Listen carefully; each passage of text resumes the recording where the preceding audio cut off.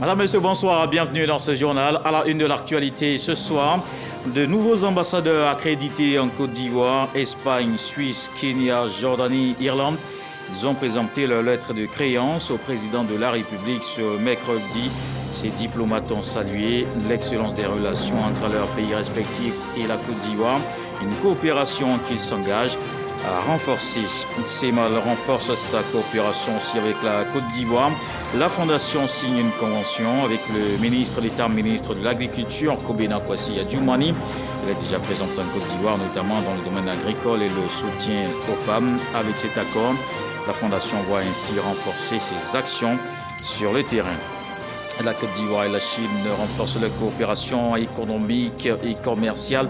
Le ministre du Commerce et de l'Industrie, Souleymane Diarra Souba, et son homologue chinois ont signé un accord cadre, un partenariat économique pour le développement partagé. C'était en marge du sommet Chine-Afrique à Beijing. La junte malienne suspend pour 3 mois la diffusion de la chaîne francophone TV5 Monde. La décision évoque un manque d'équilibre dans le traitement d'une information. La chaîne dit avoir donné la version de l'armée malienne dans une brève le 26 août. Le président de la République, Alassane Ouattara, a reçu des lettres de créance. Les nouveaux ambassadeurs d'Espagne, de Suisse, du Kenya, de la Jordanie et de l'Irlande au palais présidentiel ce mercredi. Ces diplomates ont rappelé les relations qui existent entre leurs pays respectifs et la Côte d'Ivoire. Ils ont réaffirmé leur volonté de travailler au renforcement de cette coopération. Alexis Ouedraogo. J'ai l'honneur de vous présenter. Ils sont 5 nouveaux ambassadeurs à avoir présenté ce mercredi au palais présidentiel leur lettre de créance au chef de l'État Alassane Ouattara. Guillermo Marin Gorbea est le nouvel ambassadeur d'Espagne. Les relations entre la Côte d'Ivoire et son pays sont marquées par une coopération dynamique et fructueuse. Pour moi, c'est un honneur d'être nommé ambassadeur et commencer mes fonctions ici en Côte d'Ivoire. La Côte d'Ivoire, c'est le pays de l'Afrique où il y a le plus grand nombre d'étudiants d'espagnol. On a de la collaboration dans le domaine politique, de consultation, on a beaucoup de convergences dans tous les domaines de l'actualité internationale. On se soutient aux Nations Unies, dans d'autres forums. Alors on est des pays très très amis en ce sens. Et puis dans le reste des domaines, dans le domaine économique, on fait déjà beaucoup de choses. Il y a des entreprises espagnoles, on a une collaboration financière importante. En 2022, les échanges commerciaux avec l'Espagne étaient estimés à plus de 450 milliards de francs CFA. Avant de rejoindre la Côte d'Ivoire, Dominique Favre, nouvel émissaire de la Suisse, a été le directeur exécutif de la Banque mondiale à Washington. La Suisse partage avec la Côte d'Ivoire une longue et riche coopération. Une trentaine d'entreprises suisses installées en Côte d'Ivoire exercent dans plusieurs secteurs, dont la filière du cacao. La Suisse est un grand investisseur et aussi un grand marché pour la Côte d'Ivoire. Nous avons aussi parlé de la recherche scientifique, mais aussi de football et de chocolat. Et nous avons notamment abordé le sujet de l'importance de pays comme la Côte d'Ivoire et de personnalités comme le président pour continuer à bâtir des ponts, pas seulement au-dessus des lagunes de si beaux ponts, mais aussi entre les différentes parties de ce monde, dans un monde qui devient de plus en plus fragmenté. Et je lui ai signifié tout notre soutien et notre engagement à ses côtés pour tout effort qu'il ferait dans ce domaine. Avec une coopération au beau fixe entre Abidjan et Nairobi, professeur Langa Andrew Christopher, le tout premier ambassadeur du Kenya en Côte d'Ivoire, veut travailler à des échanges plus poussés entre populations. Je suis le tout premier ambassadeur de la République du Kenya en service en Côte d'Ivoire.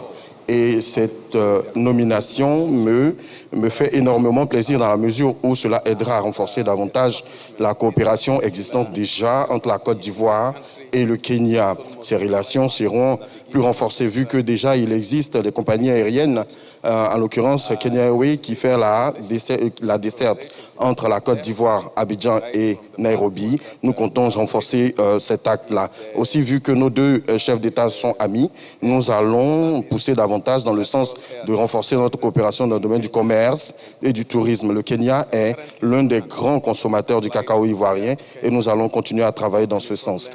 Une vision que partage Joumana Soulmin Ali, figure emblématique des médias jordaniens puis ministre d'État aux affaires médiatiques. Elle est le nouveau visage de la diplomatie jordanienne en Côte d'Ivoire. J'ai été honoré aujourd'hui de me présenter à son Excellence, Monsieur le Président Alassane Ouattara, et je lui ai transmis les hommages de son frère et ami, Son Altesse le roi Abdallah de Jordanie, qui a donc réitéré sa volonté de renforcer les relations entre la Côte d'Ivoire et la Jordanie. Et il m'a également recommandé d'œuvrer, n'est-ce pas, à renforcer la coopération entre nos deux pays dans tous les domaines.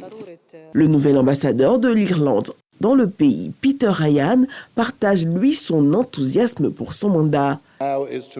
Ma mission est de continuer à soutenir les relations économiques et culturelles existantes entre la Côte d'Ivoire. Il faut savoir que nous avons les mêmes couleurs sur notre drapeau. Cela est un signe du destin. Orange, blanc, vert pour la Côte d'Ivoire, vert, blanc, orange pour l'Irlande. Nous sommes donc des amis, des frères.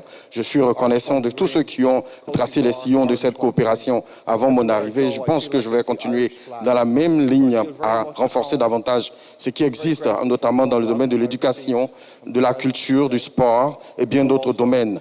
Nous comptons bientôt voir plusieurs drapeaux ivoiriens en Irlande et nous aussi, nous espérons avoir plus de drapeaux irlandais en Côte d'Ivoire.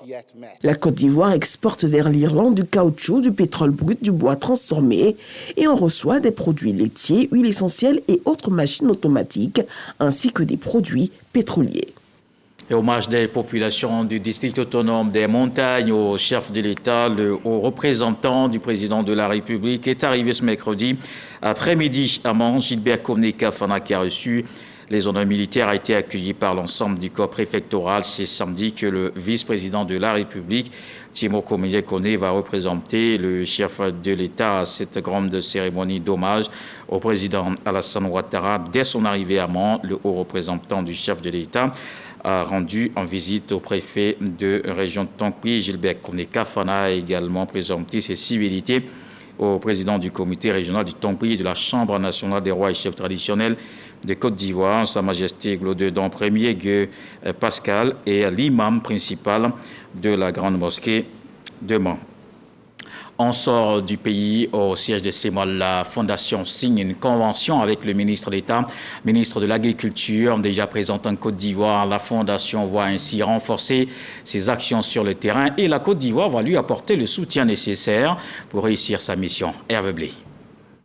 Pour la délégation ivoirienne conduite en Corée par le ministre d'État Kobena Kwasi Adjumani, c'est l'acte final du voyage d'études au siège de la Fondation CEMAOL à Goumi. Avec la signature d'accord entre le ministre d'État, ministre de l'Agriculture, du Développement rural et des productions vivrières et le président de la Fondation CEMAOL s'achève leur voyage d'études. Il aura permis de s'imprégner des moyens mis en œuvre pour rendre plus dynamiques et autosuffisantes les communautés rurales en Corée du Sud. CEMAOL est active en Côte d'Ivoire depuis un peu plus de 5 ans. L'accord paraphé à son siège donne l'occasion de renforcer ses actions de développement rural, d'éducation-formation, de renforcement de l'hygiène et de la santé au profit des communautés rurales en Côte d'Ivoire. Nous essayons d'élargir la coopération avec la Côte d'Ivoire, non seulement dans le domaine de l'agriculture, mais aussi dans les projets constitués, basés sur les TIC, parce que c'est donc notre force aussi, et puis le taekwondo, ainsi que le projet lié à l'alphabétisation. Nous avons besoin d'un succès au niveau du projet de base afin d'attirer davantage de fonds pour les projets supplémentaires. En venant ici, nous avons reçu des instructions fermes de notre Premier ministre qui nous a demandé de repartir au pays avec des projets dans notre sac. Et nous sommes convaincus qu'avec le mémorandum d'entente, que nous allons atteindre cet objectif.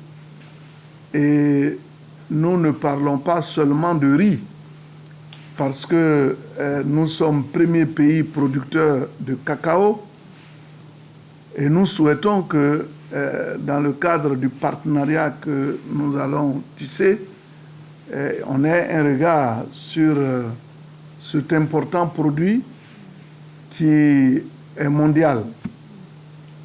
Il y a également la noix de cajou dont nous sommes premier pays producteur au niveau mondial. La Fondation CIEMAOL entend lever dans les prochaines années un fonds d'environ 1,7 milliard de francs CFA, voire beaucoup plus pour le renforcement de ses actions en Côte d'Ivoire. Et notre coopération Côte d'Ivoire-Chine, il y a un accord cadre de partenariat économique pour le développement partagé. Le ministre du Commerce, de l'Industrie, Souleymane Diarra-Soba, et son homologue chinois ont signé l'accord en marge du sommet à Beijing. Il va renforcer la coopération économique et commerciale. Alexis Ouedraogo. La signature de cet accord cadre entre Abidjan et Pékin vise à établir un partenariat économique favorisant un développement partagé entre la Chine et la Côte d'Ivoire. Réaliser un développement durable et une croissance inclusive, assister de façon plus pragmatique la Côte d'Ivoire à accéder au marché chinois et enfin faire jouer le rôle majeur du commerce, de l'investissement et de l'innovation technologique dans la promotion de la transition vers une économie diversifiée et le développement durable. Pour y parvenir, les parties ont identifié 4 modules sur lesquels porteront les négociations, à savoir un commerce plus efficace, un développement plus inclusif, une chaîne d'approvisionnement plus résiliente, des domaines de développement plus modernes. Nous allons travailler à renforcer nos échanges en facilitant le commerce, notamment le commerce des marchandises et des services.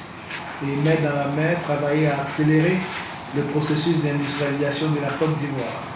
Donc à travers ce nouveau cadre, je pense que la coopération ne pourra que se renforcer entre la Côte d'Ivoire et la République de Chine pour le bonheur de nos deux peuples. Pour rappel, du 2 au 6 septembre 2024 à Beijing, capitale chinoise, se tenait la 4e conférence des chefs d'État et de gouvernement du Forum sur la coopération Afrique-Chine, autour du thème « Travailler ensemble à promouvoir la modernisation pour construire une communauté d'avenir partagée ». En marge de cette rencontre, le Forum économique Côte d'Ivoire-Chine a vu la signature de plusieurs MAU et accords de coopération entre parties chinoises et ivoiriennes. Et un autre accord, le ministre-gouverneur du district autonome du Denguélé en visite de travail en Turquie, Gausso Touré, signe un accord de jumelage avec la mairie de Kütahya. La localité turque a valorisé son fort potentiel culturel et économique, une expérience qui sera partagée avec le Denguélé. Moussa Konaté. Cette signature symbolise le jumelage entre le district du Denguélé et la ville de Kütahya, en Turquie. Un protocole d'accord en vue de renforcer les échanges sur le plan économique et culturel. Nous espérons que ce protocole entre les deux parties nous apportera une coopération sérieuse dans le domaine de la culture, de l'art, du sport et le tourisme. C'est un bon début. Kütahya, ville dotée d'un riche patrimoine culturel et une renommée internationale. Le district du Denguélé souhaite bénéficier de l'expérience et des opportunités économiques, culturelles et artistiques pour accroître sa visibilité et renforcer ses actions de développement. C'est un projet très important et nous attendons les opérateurs économiques de Kütahya pour que ensemble nous puissions construire tous les grands projets que nous avons au niveau de notre district. Donc le district du Denguélé, c'est vraiment le lieu pour faire fructifier les affaires entre nos deux communautés. La signature de ce protocole de jumelage s'inscrit dans le cadre du renforcement de la coopération entre la Côte d'Ivoire et la Turquie. Ici à Abidjan, la 3e édition de l'Université d'été pour la bonne gouvernance vient de prendre fin. La Commission nationale du MAEP, mécanisme africain d'évaluation par les pairs, met les femmes à l'honneur. Des réflexions ont permis de ressortir leur rôle dans la gouvernance. Elles sont exhortées à saisir toutes les opportunités, notamment dans le numérique. L'ouverture des travaux avec Souleymane Donisongo. Unis autour d'un même idéal, celui de la promotion de la bonne gouvernance avec une participation inclusive des femmes, elles sont des centaines à prendre part au lancement de la 3e édition de l'Université d'été. Il s'agit d'un rendez-vous pédagogique annuel au cours duquel experts, praticiens et autres acteurs échangent sur une question spécifique de gouvernance. Le ministère de la Femme, de la Famille et de l'Enfant, par la voix du directeur des cabinets de la ministre de tutelle, accorde un intérêt majeur à l'événement. Cette rencontre nous offre l'opportunité unique de réfléchir ensemble sur une thématique qui résonne profondément avec les réalités et les aspirations de notre continent. Madame la ministre réitère ses félicitations pour votre contribution à la bonne gouvernance qui constitue l'une des qualités professionnelles du président de la République, son Excellence, M. Alassane Ouattara. Patron de la cérémonie, Kandia Kamisoko Kamara, représenté par la vice-présidente du Sénat, se veut défenseur de la participation des femmes à la vie politique, non sans souligner l'importance de certains défis en rapport avec la condition féminine. Le thème retenu pour cette 3e édition, à savoir « Femmes et gouvernance en Afrique », met en rapport 2 éléments cruciaux dans l'élan du développement d'un pays, la question du genre et celle de la bonne gouvernance. En effet, les femmes africaines représentent une force vive et dynamique qui ne demande qu'à être pleinement reconnue et valorisée. La prise en compte de leur voix, leur expérience et leur perspective est indispensable pour une gouvernance inclusive et équitable. Cette 1e édition de l'Université d'été pour la bonne gouvernance a enregistré plusieurs participants issus des administrations publiques, de la société civile et du Conseil national des jeunes de Côte d'Ivoire. Ces assises sont articulées autour de 3 conférences et 3 panels. Et l'actualité, c'est aussi ce soutien aux enfants victimes des crises post-électorales. Non, ils ne sont pas oubliés. Les familles ont heureusement reçu des prises en charge scolaire. Cette année, ce sont 229 enfants qui en bénéficient. Un soulagement, évidemment, pour les parents en cette période de rentrée scolaire. Une solidarité exprimée par la ministre Belmondo dans la commune de Cocody. On le voit avec Michel Mambo.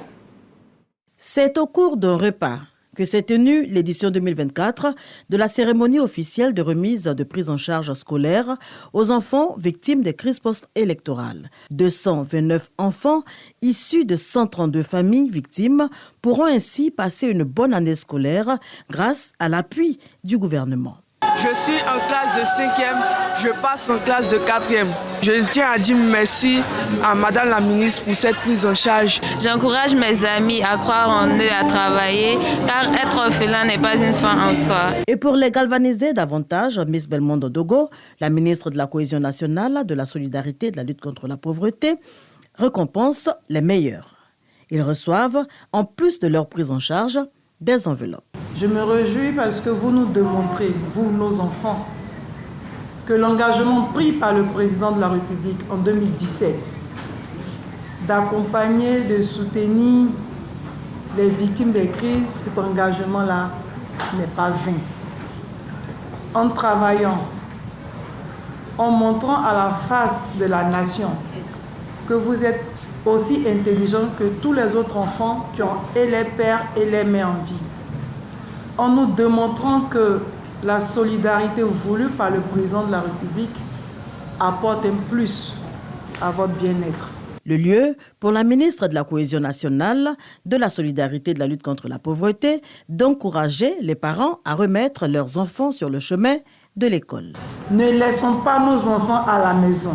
C'est certes vos enfants, mais ce sont les enfants de la nation ivoirienne, ce sont les enfants du président Alassane Ouattara. Nous mettrons tout en œuvre pour que nos enfants aillent à l'école. Démarrée en 2017, cette action du gouvernement en faveur des enfants des familles victimes des crises post-électorales enregistre à ce jour 1960 bénéficiaires. Un autre geste salutaire, l'ONG Ouassibat soulage les parents d'élèves et écoliers du quartier Petit Bassam. C'est dans la commune de Port-Boué. L'organisation dirigée par Michel Mambo, journaliste à la RTI, offre des kits scolaires à ses élèves. L'association des femmes reçoit aussi un don, un soutien pour renforcer leurs activités génératrices de revenus. Godefroy Okambawa. Chaque rentrée scolaire est un véritable défi à relever pour les parents d'élèves. L'achat des fournitures constitue une préoccupation majeure. Pour cette année scolaire qui démarre dans le quartier Petit Bassam, dans la commune de Port-Boué, les tout petits et leurs aînés du collège auront moins de soucis à se faire. Ils reçoivent des kits scolaires de la part de l'ONG Wasibad. Vous nous avez encore une fois de plus montré votre amour. Comme on le dit chez nous, ton merci ne peut pas finir dans notre bouche. Puisse le Seigneur Jésus-Christ toujours être au devant de vos entreprises. Nous ne saurons vous dire merci. Vous serez toujours dans nos cœurs comme nous sommes dans le vôtre. Merci et infiniment merci. Cette démarche de portée sociale de l'ONG Wasibad ambitionne de favoriser l'accès à l'éducation pour tous, selon sa présidente, Michel Mambo-Sogodogo, journaliste à la RTI. Rentrée scolaire rime avec stress, vous le savez. Donc nous avons jugé bon apporter notre soutien, notre contribution aux familles à faible revenu pour leur permettre donc d'entamer assez sereinement cette rentrée des classes-là avec leurs enfants. Nous apportons des kits scolaires pour les tout petits, mais aussi pour les grands, parce que nous partons du CP2 à la terminale. En plus des kits scolaires, des femmes dynamiques de la Cité des Anges à Feda, toujours dans la commune de Port-Boué, ont reçu de la présidente de l'ONG Wasibad, leur marraine, des complets de paille et un accompagnement numéraire en vue de booster leur activité. La solidarité, c'est notre leitmotiv, c'est ce qui conduit nos actions, la solidarité. Et je pense que c'est ce que le président de la République nous demande de faire. Toutes ces actions s'inscrivent dans le cadre du 10e anniversaire de la FEDA. L'ONG Wasibad s'est engagée depuis quelques années à soutenir l'excellence et l'autonomisation des femmes, des actions qu'elle mène dans toutes les localités et régions de la Côte d'Ivoire. De la solidarité à Port-Boué, je vous emmène à Yopougon, les jeunes engagés dans la promotion de la cohésion sociale. Un tournoi a rassemblé la jeunesse du quartier Trois-Rouges autour de la fraternité. Le ministre Adama Diawara était à la finale de la compétition. Il appelle à consolider ces valeurs entre les différentes communautés. Fred Oulaï et Manguivé. Terrain de la fonction du quartier Trois-Rouges, commune de Yopougon. C'est l'extase. Après le coup de sifflet final, chez les supporters de l'équipe vainqueur du tournoi de l'amitié et de la cohésion des jeunes du quartier Trois-Rouges. Fin de la confrontation entre la formation Potter et l'équipe de Cosmos. Et cette finale est l'expression de l'engagement des jeunes à favoriser l'amitié et la cohésion autour du ballon rond. Le sport football étant le sport roi de notre pays, il était pour nous très important de vouloir fédérer toute cette jeunesse-là. Nous avons œuvré à créer ce canal-là pour que toute cette jeunesse de Yopougon puisse se retrouver. Ce tournoi de Maracana, la 5e édition du genre, est présidé par le ministre de l'Enseignement supérieur et de la Recherche scientifique, Adama Diawara. Vous savez, le développement du pays part d'un socle, à savoir l'union, la fraternité, la cohésion, la paix et la solidarité. Et vous savez que le football est un puissant facteur d'union, de fraternité. Donc évidemment, c'est pour ça que nous nous associons à ce type d'événement. La 5e édition de ce tournoi a mis en compétition 32 équipes. La formation FC Potter, vainqueur de l'édition 2024, a reçu son trophée et un don en numéraire important des mains du ministre Adama Diawara. Et la cohésion sociale également prônée à Gonaté. La présidente internationale des femmes pour les actions affirmatives sensibilise les populations. Léopoldine Kofi-Tiezan était dans la localité pour passer le message. Plusieurs activités menées pour parler de la nécessité de renforcer le vivre ensemble. Éric Goré. Captiver la jeunesse et toute la population de Gonaté pour faire passer le message de paix et de réconciliation nationale, tel est l'objectif de ces compétitions sportives. Jeux de dames, jeux de lido, du scrabble et un tournoi de football qui met en ligne de mire la gente féminine.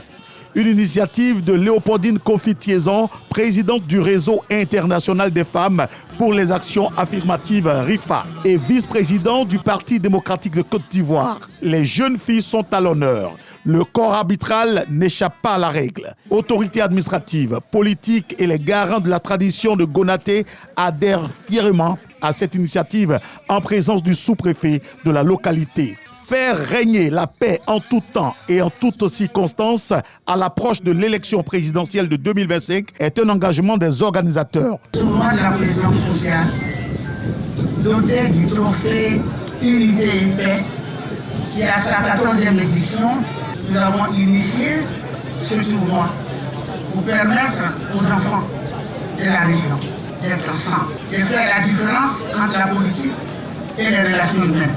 Le réseau international des femmes pour les actions affirmatives, RIFA, est déterminé à préserver le climat de paix et de cohésion sociale sur toute l'étendue du territoire ivoirien.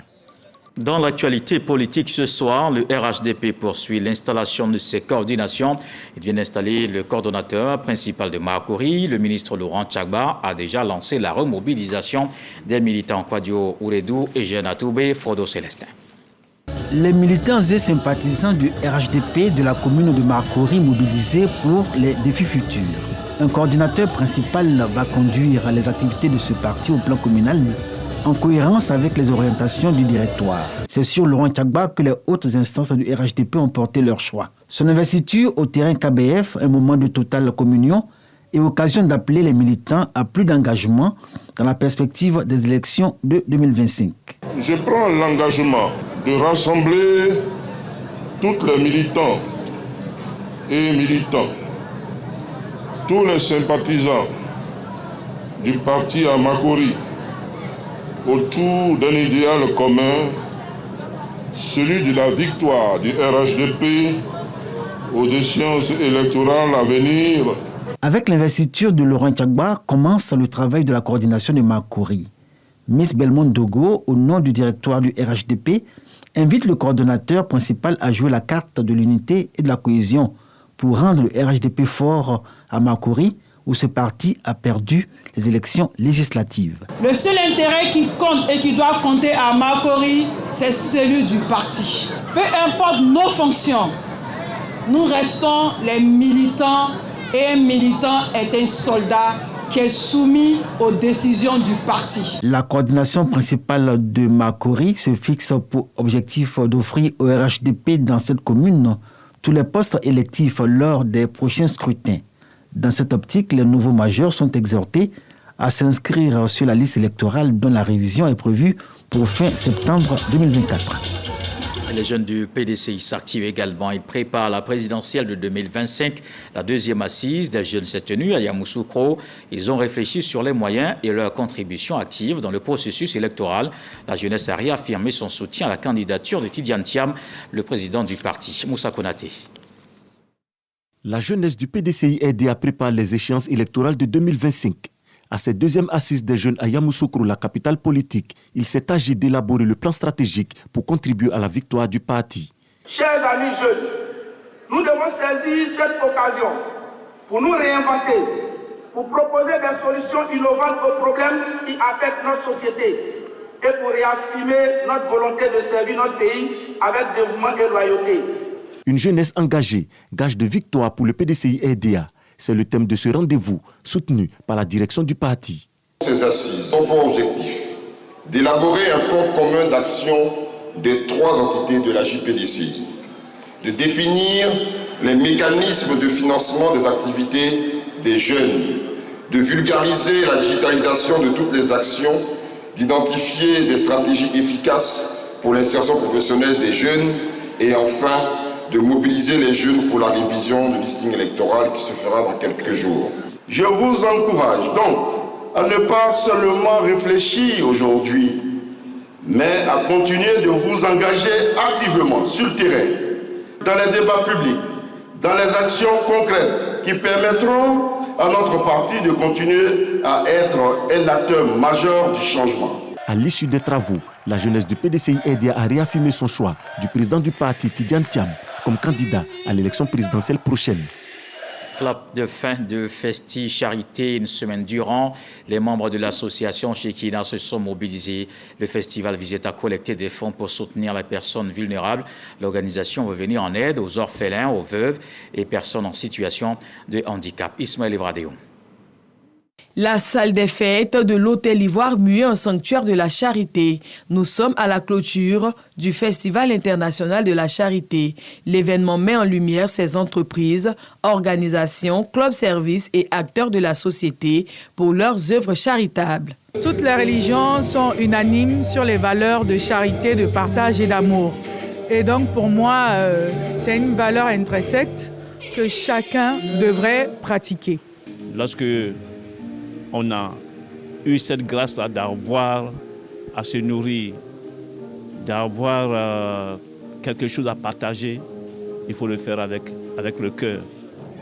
C'est ce que nous sommes venus vivre ici. Au devant de cette messe de bienfaisance, l'association Shekina, pour cette ONG, c'est une semaine au service de la charité qui se termine avec des acquis et entrevoit des perspectives. On a réussi à faire venir des enfants de différentes villes de la Côte d'Ivoire et j'allais dire stratégiquement des enfants du nord, du sud, de l'est, de l'ouest et du district d'Abidjan. Donc voilà, on ne peut que se réjouir et espérer en tout cas faire mieux l'année prochaine, voilà, et apporter vraiment un plus à l'humanité pour pouvoir retourner le regard des Ivoiriens vers la charité.